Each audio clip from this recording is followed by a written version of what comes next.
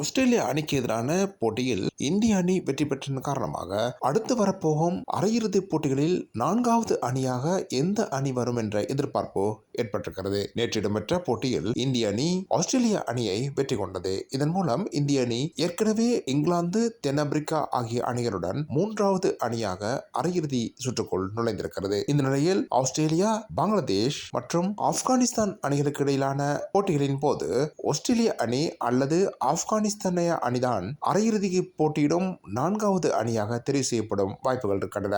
பங்களாதேஷுடன் இடம்பெறும் போட்டியின் போது ஆப்கானிஸ்தான் அணி வெற்றி பெறுமாக இருந்தால் அது நேரடியாகவே அரையிறுதிக்கு செல்லும் வாய்ப்புகள் இருக்கின்றன. அல்லது பங்களாதேஷ் ஆப்கானிஸ்தான் அணிக்கு எதிரான போட்டியில் வெற்றி பெறுமாக இருந்தால் ஆஸ்திரேலியா அணி அரையிறுதிக்கு தகுதி பெறும். எனவே இது தொடர்பான முடிவுகள் இன்றைய போட்டியில் வெளியாகும் என எதிர்பார்க்கப்படுகிறது.